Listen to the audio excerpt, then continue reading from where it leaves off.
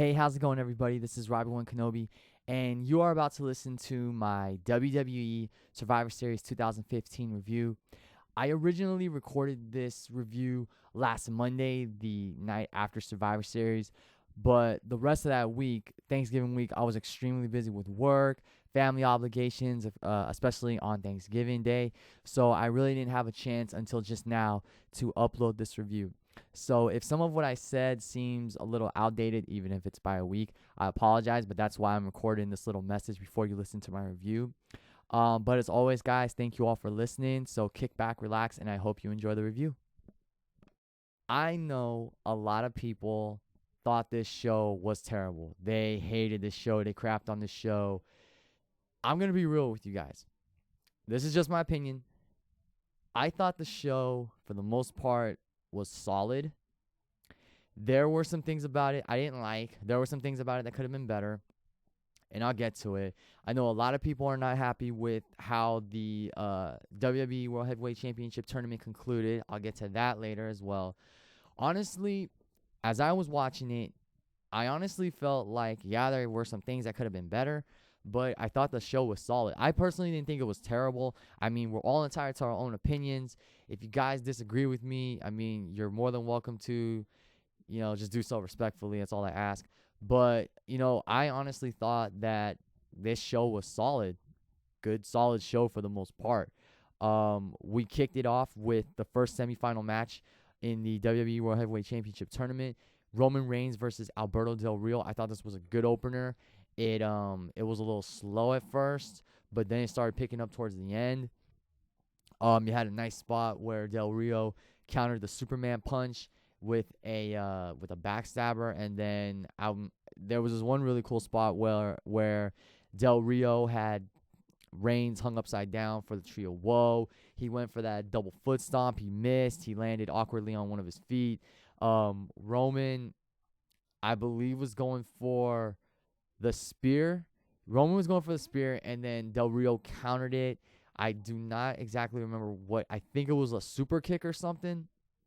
But yeah, that was pretty sick. Like I said, the match was good for the most part. It picked up towards the end. Del Rio had a cross arm breaker on Roman towards the end of the match. Roman managed to use his strength to lift Del Rio with one arm, but then Del Rio managed to get him to lure him to the outside. So Del Rio actually was hanging on to Roman's arm, hanging from the top rope on the outside with the cross arm breaker locked in. I thought that was really sick. And then Del Rio went for a diving move. Roman rolled out of the way, drilled him with a spear. 1, 2, 3. Roman Reigns gets the win and advances to the finals of the tournament, like we all knew he would. I mean, no disrespect to Del Rio. Del Rio's a great athlete, but we just knew he was not going to make it to the finals on this night. So Roman Reigns advances, moving one step closer to the WWE World Heavyweight Championship. 2 3/4 stars. As always, match ratings down below in the description box.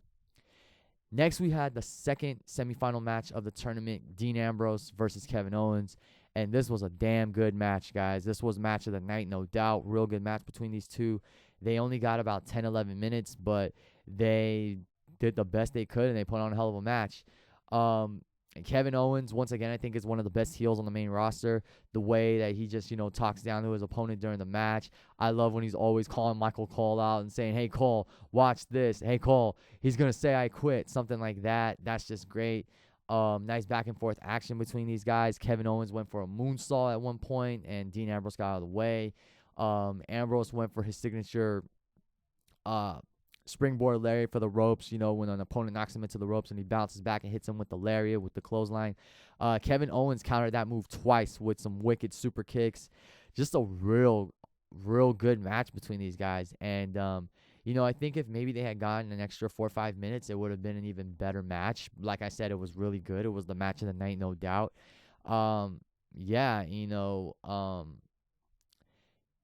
I was rooting for I picked I picked Dean Ambrose in my predictions video. In the live stream predictions I did with Mr. Paul JB44 and Breathe 35 and Mildly Moderate Red and Charles. But I was also rooting for Kevin Owens. I wanted to see Kevin make it to the finals of the tournament. But in the end, Ambrose countered the pop-up powerbomb twice. The first time he just jumped over Owens, the second time he countered it with a Hurricane Rana, scored with Dirty Deeds for the win, and Dean Ambrose advanced to the finals. And the finals were set. Former Shield brother versus former Shield brother, Roman Reigns versus Dean Ambrose, like I predicted. Like I said, real good match between these two. 3.25 stars match of the night. My only complaint regarding the semifinals is I think it would have been a little better if Roman Reigns and Dean Ambrose were in the first semifinal match, because with Roman and Del Rio, it was really predictable that Roman was going to win unless WWE swerved us and had Del Rio make it to the finals. With Roman and Dean Ambrose, there would have been that uncertainty as to who would have won. It could have gone Roman's way or it could have gone Dean's way. Either one of them could have won the match. And then if they did Kevin Owens and Del Rio, well, yeah, it's predictable Kevin Owens is going to win, but still, I think if they had done Roman, and Ambrose in the semifinals, that would have added a little more uncertainty and suspense, maybe a little bit of mystery, so to speak, as to who would advance to the finals. But the finals were set. Roman Reigns, Dean Ambrose, and like I said, I'll get to that match later, and I'll give you my thoughts on what I thought of the tournament final and what happened afterwards. But yeah, like I said, 3.25 stars, damn good match. Really enjoyed it, and I hope to see more from Kevin Owens and Dean Ambrose. Next, we had the impromptu 5-on-5 traditional Survivor Series elimination match. It was Ryback, the Lucha Dragons, and the Usos versus the New Day and King Barrett and Sheamus. This match was decent, but I really did not care for this match, guys, because they just I feel like they just put this match together last minute. They decided they needed a 5-on-5 Survivor Series elimination match, and they threw this match together. It was basically, you had 4 of the guys in the tournament who were eliminated, and then you had the Usos and the New Day who have their feud going on. So yeah, basically, I don't want to say this was just a random match, but I mean it was. You just took a bunch of guys and threw them together in a 5-on-5 elimination match. The face team won. The sole survivors were Ryback, Kalisto, and I believe Jimmy Uso. I did like the ending though. Before I get to the ending, I gotta explain what happened earlier on. So Big E got eliminated by Jimmy Uso following the splash, and the New Day, they were concerned for their tag team partner. So they said, this man's hurt. We got to get him to a doctor or something. So they basically just left the match. They took Big E to the back and left the match. The referee didn't even count them out. They just randomly walked off of the match, and they pretty much left Sheamus all by himself against Ryback, Kalisto, and Jimmy Uso. This probably was only done to not kill any of the New Day's momentum. I honestly would have expected them to get counted out, but they weren't. They just left, and the ref didn't even do a damn thing. So that was awkward. That was weird. But they only did it most likely to protect the New Day, because the New Day are one of the hottest heel factions on the main roster. The gimmick is awesome. The New Day is awesome. The promo they were cutting about Atlanta was great. I love New Day. They're awesome. So getting back to the match, Sheamus is all by himself against Ryback, Kalisto, and Jimmy Uso. The end of this match was really cool. Basically, Kalisto goes for a diving Hurricane Rana. As he does that, Jimmy Uso gets the tag. Sheamus catches Kalisto. Kalisto manages to lean back, and Jimmy Uso super kicks Sheamus, and then Kalisto Hurricane Ranas Sheamus into Ryback, who performs Shell Shock to get the 1-2-3. I thought that ending was cool. Other than that, I thought this match was decent, but honestly, it was, to me, I hate to say this, but it was a throwaway Survivor Series elimination match. I was asking myself this question: what happened to the good old days when Survivor Series elimination matches used to mean something? Basically, you had 4 guys who were in the tournament that got eliminated, and then the other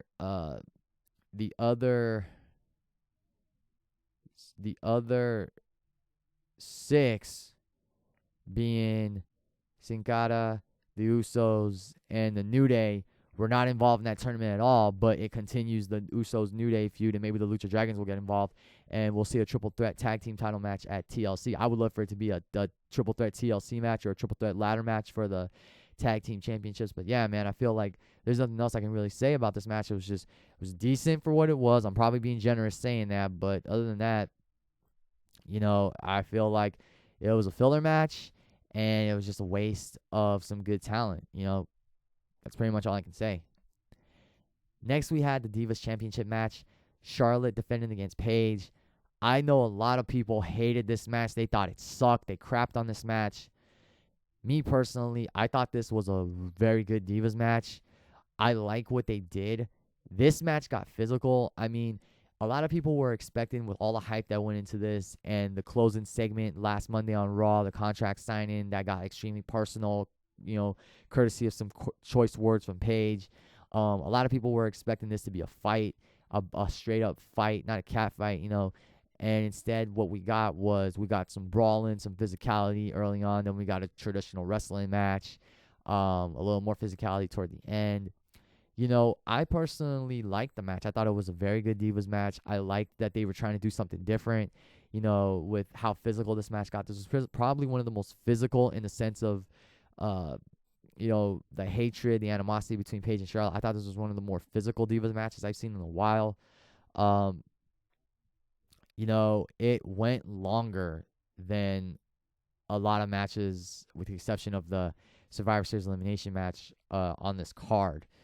And, I just thought it was I just thought it was a very good Divas match with how it was paced and everything. You had Charlotte do a trademark high knee like her father. I believe they were trying to swap submissions or trade submission holds later on in the match. I remember Charlotte had the figure 4 early on in the match, and Paige was rolling over to the ropes, and then Paige rolled. Either Paige rolled to the out. I think Paige rolled to the outside. No, correct me. Scratch that. What happened was, I think Paige tried to roll over, and Charlotte got underneath the bottom rope on the outside, so she had the figure 4 applied in a unique fashion. And then there was a nice spot where Paige was on the barricade mocking Charlotte. Charlotte got on the other side of the barricade and speared Paige off. And then the match just ended anticlimactically. Charlotte throws Paige back into the ring, slaps on the figure 8, and Paige is right close to the ropes. So this is one of the gripes I had with this match. Paige is right next to the ropes. I mean, she could have rolled over and grabbed the ropes, broken the hold, but in the end, I mean, she didn't even really try to make it to the ropes. She just ended up tapping out, and Charlotte got the victory to retain the Divas Championship. I'm giving the match 3.25 stars because I enjoyed it, but the crowd was dead in this match. The crowd was dead. They didn't care for this match. They were chanting, "We want Sasha, we want Sasha," and I saw a sign that really, really spoke the truth. I mean, I think it said something along the lines of you bring Sasha up to the main roster, you don't do anything, push her. And it's true. Sasha Banks is the most wanted diva in the Divas Revolution on the main roster, and she has not been on a significant pay-per-view since SummerSlam. She wasn't on Night of Champions, she wasn't on Hell in a Cell, and she wasn't on this pay-per-view. I believe she was supposed to be on the pre-show against Natalya, but still, Sasha Banks is the hottest diva on the main roster on the Divas Revolution, and she does deserve to get big opportunities like this. So, WWE, if you're listening to this, all I have to say is give Sasha her rightful chance. I mean, she's proven herself on the NXT roster. She proved herself on NXT, Why is Sasha Banks not getting more camera time? Why is she not being in these significant matches? And the same for Becky Lynch. Becky Lynch, I've always thought was a dark horse on NXT. I think she's a dark horse on the on the main roster in the Divas Revolution, but she's not getting any significant singles matches as well. So, I mean, we'll see what happens with this Charlotte and Paige feud, but really, Becky and Sasha need to get more time. They need to be more relevant on TV, and the fans want Sasha, so give them Sasha. That's all I ask. Give them Sasha. But other than that, Charlotte and Paige, I thought was a very good Divas match. I enjoyed it. I gotta believe that this feud will continue at TLC. I gotta believe that there's gonna be a rematch, and it'll most likely be a submission match. I would like to see, figure 8 versus PTO. I think that'd be a really good match.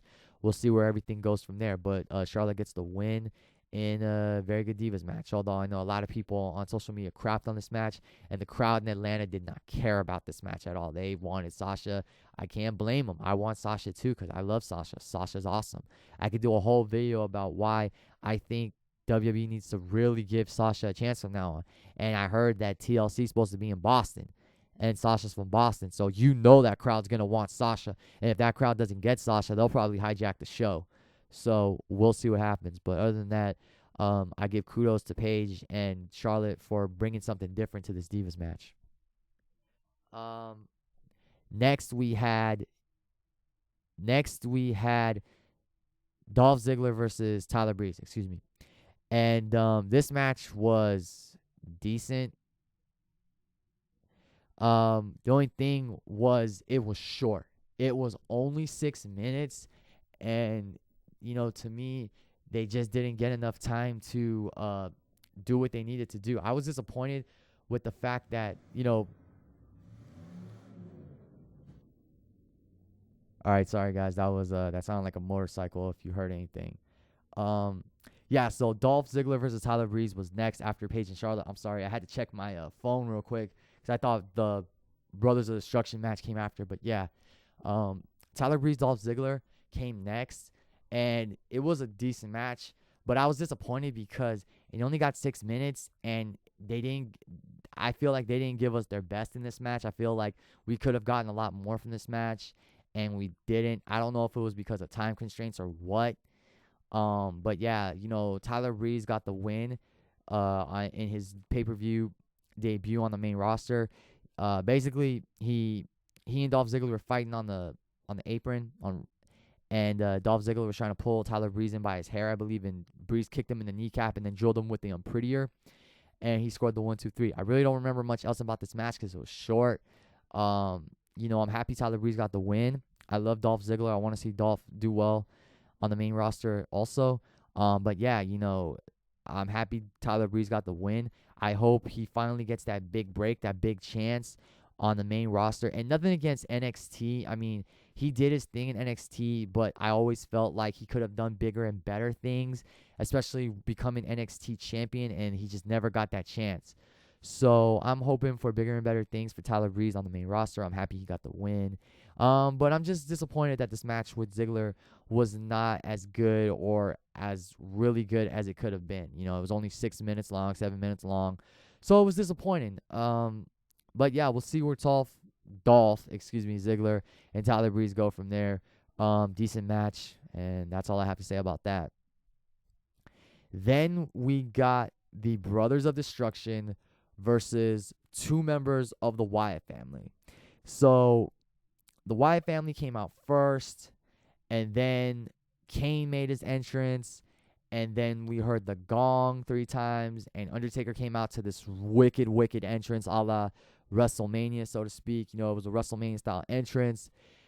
Basically, Kane did his traditional, pose where he lifts his arms up and drops them and produces the fire. He did that, and there were these 2 Taker symbols that were hanging inside the Phillips Arena, and they lit on fire. So they were pretty much burning as Kane did that. And then there was a wooden box, like a casket or a door, whatever you want to call it. And as Undertaker was making his way out, you would see these images inside of that box that showed Undertaker's evolution over the years. And I thought that was really cool. I feel like that was a very sentimental moment in the sense of you're honoring Undertaker, you're commemorating 25 years, and it's like you're looking at a yearbook or a slideshow that goes through the years.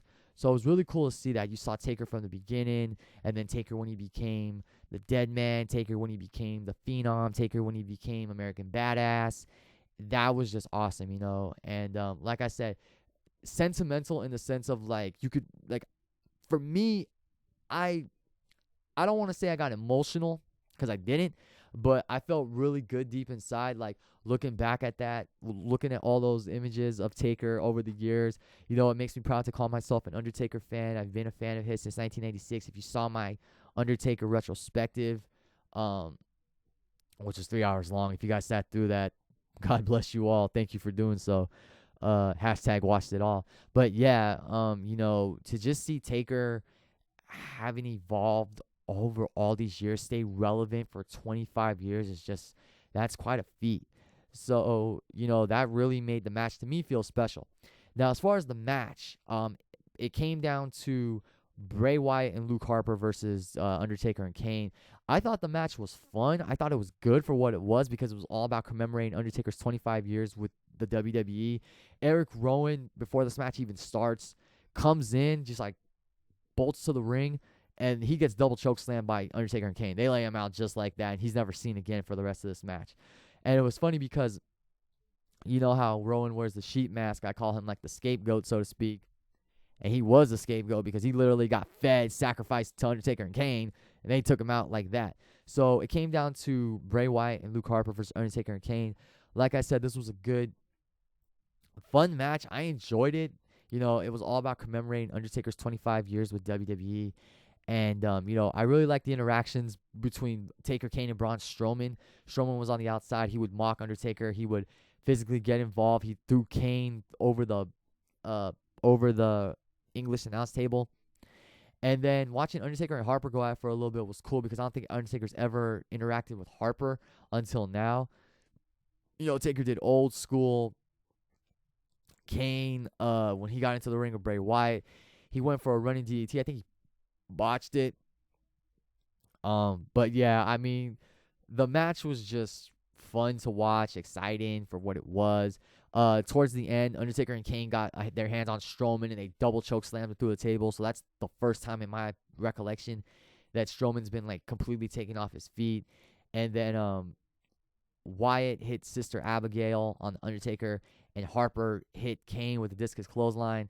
And we saw a flashback to WrestleMania 31, so to speak, as Wyatt was doing his spider walk, and Harper was doing some kind of like crawling pose, whatever. Both Undertaker and Kane sat up. That was a real cool moment. I predicted it. I called it, but still it was really cool. In the end, Undertaker and Kane got the victory when Undertaker hit the tombstone on Luke Harper. And to quote JBL, Coco Beware took the first tombstone at Survivor Series in 1990.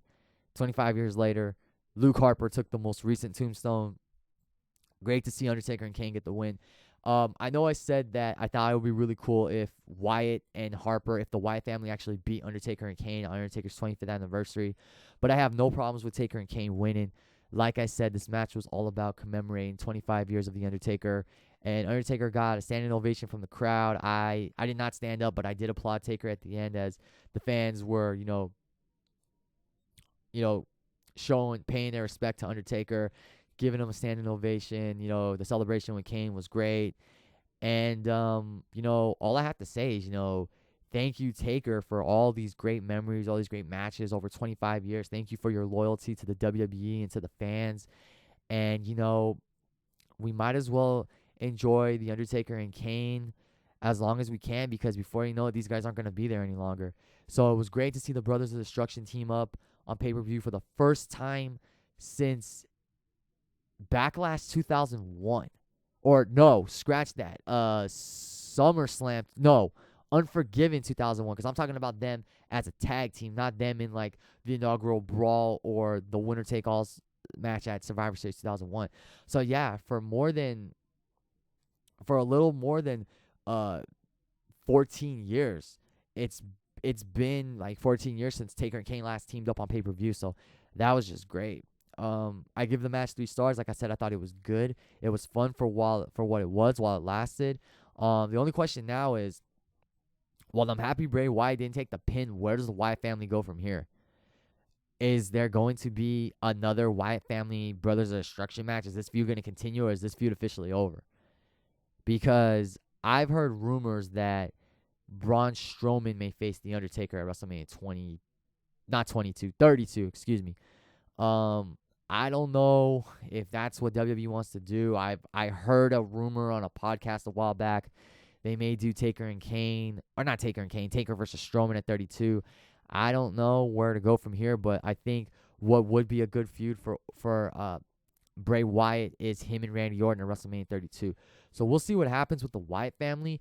I don't think I don't know if this necessarily killed their momentum. I still think they could be a great monster faction. The only thing is, the Wyatt family doesn't really come out on top in those big important feuds like this one. But I know why Taker and Kane won. It was all about commemorating 25 years of The Undertaker. I don't think they wanted to send the fans home with Taker losing to the Wyatt family. So it is what it is. I'm not complaining about it. I have no problem with Undertaker and Kane winning. I love Undertaker. I'm a proud Undertaker fan. I'm a fan of the Brothers of Destruction. And it's only going to be a matter of time for Undertaker officially retire. So we might as well just enjoy these final moments with him. And we might as well just pretty much enjoy these final moments with him, because once Undertaker leaves, he's not going to wrestle anymore. That's pretty much it. So, like I said, thank you, Taker. Thank you for all those matches and moments. 25 years strong with WWE. Thank you for your service, kind sir. Lastly, we get to the main event, the finals of the WWE World Heavyweight Championship Tournament. Shield brother versus Shield brother. Roman Reigns versus Dean Ambrose. This was a good match, but this match was just too short, especially for the main event. It only went 9 minutes, and even though it was short, it was a good fight, but if it had gone an extra 10, 12 minutes, it could have been something great. I mean, right off the bat, Roman and Ambrose went at it. They were throwing bombs at each other. They hit their finishing moves early on in the match. Dean Ambrose, I believe he botched a sunset flip powerbomb because Roman Reigns did not land right and Ambrose did not land right either. But, it was a good match for the most part. If it had gone longer, though, it could have been a great match. And it just, how it ended just made it feel very anticlimactic. Basically, Roman Reigns early on in the match hit a spear, which was not even really a spear. It looked more like a takedown. Dean Ambrose hit dirty deeds. They were going at it for the time they had, but I mean, like I said, this could have been a much better match had it gotten more time. Maybe cut the Paige Charlotte match by 2-3 minutes. Cut the elimination match, the Survivor Series elimination match by 5 minutes, and you could have given this match more time. But anyway, basically how this whole thing ends is Roman Reigns, Dean Ambrose tries to do this like rebound move where he runs to the turnbuckle, he bounces off turnbuckle, and then hits his opponent. Well, he goes for that. Roman spears him out of nowhere, 1, 2, 3, and just like that, no anticlimactic finish, nothing like that. Roman Reigns pins Dean Ambrose, wins the tournament, and becomes the WWE World Heavyweight Champion. I mean, when I saw it happen, I was like, no way. Like, Roman just won like that. That was another thing I had. That was another gripe I had with that match. That was a gripe I had with that match, that it just ended so anticlimactically. Roman just spears Dean, and that's it. I mean, I don't know what was up with the booking, if it was time constraints or anything. Excuse me. But, yeah, I mean, Roman Reigns beats Dean Ambrose like that with the spear to win the WWE World Heavyweight Championship. Dean Ambrose congratulates him. Confetti falls from the sky. We got pyro. And I'm saying to myself, okay, please tell me Dean Ambrose is going to turn heel right here. Dean Ambrose didn't turn heel. Out came Triple H. Triple H extended his hand. He got into the ring, extended his hand to Roman Reigns. Roman turns around and is like, screw it. Boom. Spears Triple H. But then in the midst of him celebrating, he turns around and boom. He walks right into a bro kick from Sheamus. Sheamus cashes in his Money in the Bank briefcase. He gives it to Charles Robinson. Charles Robinson tells, he calls for the bell. Excuse me. Yeah. Sheamus hits the bro kick. He decides to finally cash in Money in the Bank. Charles Robinson calls for the bell. He does so. Sheamus cashes in. And then he pins Roman. 1, 2. Roman gets his shoulder up. Roman manages to kick out. And I start thinking, oh my God, Roman's going to win. Like, come on, Roman, win. I want to see you win. So then Sheamus goes for another bro kick. Roman ducks, bounces off the ropes. At that point, I'm thinking, I'm thinking he's going to hit him with a Superman punch or a spear. He runs right into another bro kick. And I got to admit, that sequence was a real good way to end the match. And 3 seconds later, Sheamus gets the pin, and Sheamus is your new WWE World Heavyweight Champion. You know what, guys? I wasn't pissed off or upset, but I was like, damn, man, like, Sheamus is champion. He finally cashed in. So Sheamus is the WWE World Heavyweight Champion. I really was hoping we get a Dean Ambrose heel turn, because I took a gamble and said that, Dean would most likely win via heel turn, and then we could have a real good Dean Ambrose Roman Reigns feud for the next 2-3 months leading into WrestleMania 32. But no, just like that, Sheamus is the new WWE World Heavyweight Champion. A lot of fans thought that was stupid. I know my good friend Brandon, Gamerman16 on Twitter, he's happy that it's Sheamus. He's not the biggest Sheamus fan, but he's happy that it was Sheamus instead of Roman Reigns. Me, I wish it would have just been Roman via heel turn or Ambrose via heel turn. Because, yeah, really, Sheamus as champion, I mean, that's not the worst decision, but still, do you think people are going to buy into Sheamus?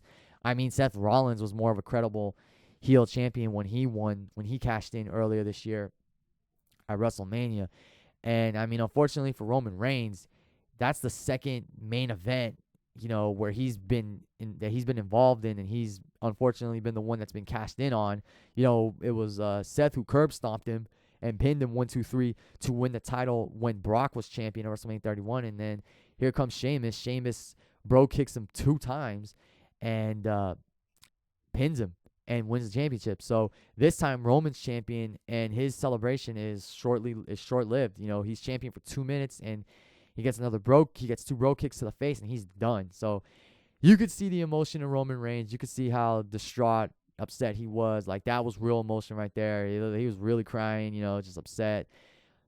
So we're going to see what happens from here. We're going to most likely get Roman Reigns, Sheamus, and Dean Ambrose probably in a TLC match for the title at TLC, which I'd like to see. But I really don't see Sheamus holding on to the championship longer than Royal Rumble. I mean, if WWE really wants Sheamus to main event WrestleMania as the WWE World Heavyweight Champion, I mean, then that is one of the stupidest booking decisions I've ever heard of. I mean, if the WWE really thinks they can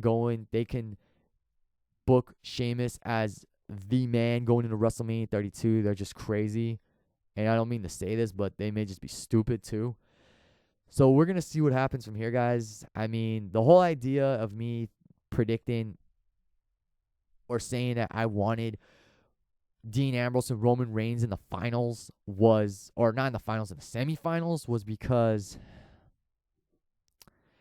if it was Roman and Owens in the finals, it probably wouldn't have been as anticlimactic. It would have most likely ended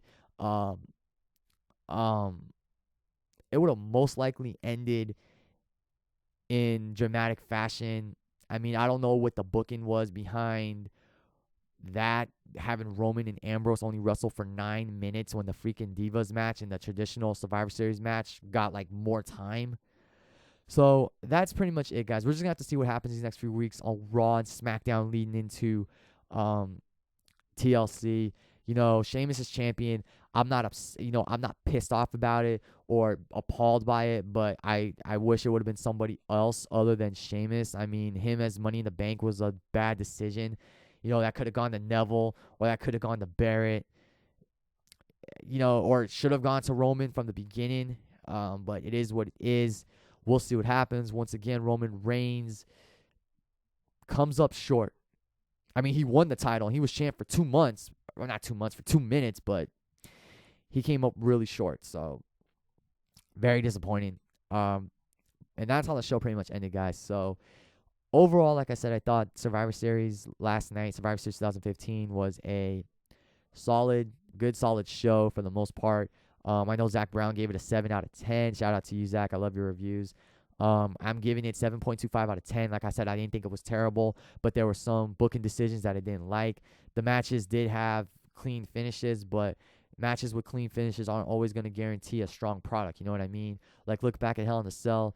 The way that pay-per-view ended, it left you wanting to watch Raw the next night with the things that happened and the clean finishes.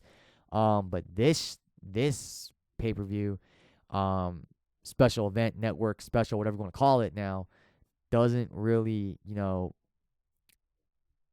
project a lot of interest, create a lot of interest in the product. So yeah, we'll see what happens from here. I mean, Sheamus is champion.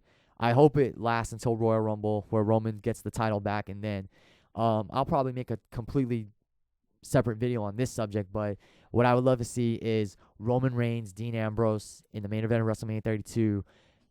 Give them a good 20 minutes to make up for the match they did last night, Sunday night at Survivor Series, and then have Dean Ambrose turn heel. He pulls a Stone Cold Steve Austin for WrestleMania 17, does whatever he has to do, literally, to beat Roman for the championship, does it, and then we could have a Dean Ambrose Roman Reigns feud for the next 2-3 months after WrestleMania 32. But that's it, guys, on my review of Survivor Series 2015. Like I said, I thought it was a good, solid show for the most part. I didn't think it was terrible. There were some decisions I didn't like. The 2 anticlimactic finishes in the title matches I didn't like. Sheamus as World Heavyweight Champion, it is what it is. What can I say? I mean, I'm not a fan of it. Hopefully Roman gets the title back at Royal Rumble, and then we get Roman and Dean at WrestleMania 32 in the main event. But other than that, guys, like I said, I'm giving the show 7.25 out of 10. I don't recommend watching it. I mean, maybe Ambrose and Owens just for fun, or definitely the Brothers of Destruction versus the Wyatt family just for that feel-good moment of commemorating 25 years of The Undertaker. But other than that, I really don't recommend this show. And that's pretty much it, guys. So as always, like, comment, subscribe. Tell me what you thought of the show. And I will catch you guys later for another review or topic video. Like, comment, subscribe as always. And until then, guys, thank you for watching. Thank you for listening. And I'll see you all later.